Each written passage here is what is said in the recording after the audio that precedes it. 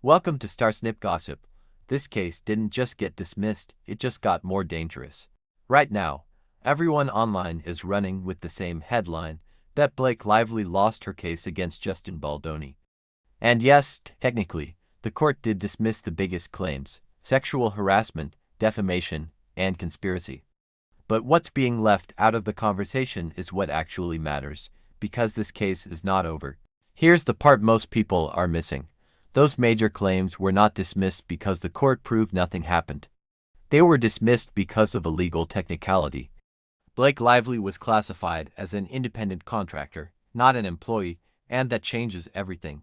A lot of harassment laws are specifically designed to protect employees, so the court essentially ruled that the situation doesn't meet the legal requirements for that type of claim. That is very different from saying the events didn't happen, and that distinction is where this entire story starts to shift. Now here's where things get interesting, and honestly, more explosive. The same accusations, the same alleged behavior, the same tension behind the scenes, none of that disappears. It's still part of the case, just under different legal categories. In other words, this didn't go away, it just got harder to prove.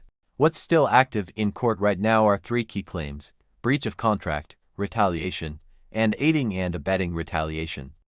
And this is where the case transforms into something much bigger than the original headlines. It's no longer just about what may have happened on set. It's about what happened after concerns were raised.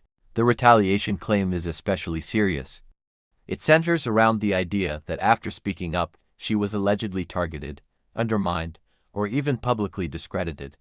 And the aiding and abetting part suggests that this may not involve just one individual, but potentially others behind the scenes, which opens the door to a much wider narrative involving influence, coordination, and reputation management. At this point, the situation starts to look less like a simple dispute and more like a power struggle. And when you add the financial side into it, the stakes become even clearer. Reports suggest damages exceeding $161 million are being pursued. That's not symbolic, that's a full-scale legal battle with serious consequences. Now layer in the public reaction. The internet has already done what it always does. People are choosing sides, reacting emotionally, and spreading simplified versions of a very complex situation. But here's the uncomfortable part: that online backlash, the trolling, the public pressure, it doesn't exist outside the case. It could actually become part of it. Because one of the key questions moving forward is whether any of that reaction was purely organic, or whether there was influence behind it. And right now, that's something the court hasn't answered. So let's be clear. Yes, losing those major claims is a significant development. What remains is more complex, more strategic, and potentially more damaging than what was dismissed. This case is no longer just about proving harassment, it's about proving consequences. It's about what happens after someone speaks up, whether they are supported, ignored, or pushed out. And those kinds of claims don't rely on a single moment. They rely on patterns, reactions, and timelines, which are often much harder to shut down.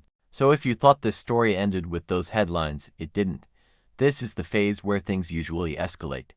More details can emerge, more narratives can shift, and the pressure increases on everyone involved. Because now, both sides still have something to prove. And when that happens, cases don't fade quietly. They evolve, they intensify, and sometimes, they become even more unpredictable than where they started. This wasn't the end of the case, it was a reset. And what comes next could be even bigger.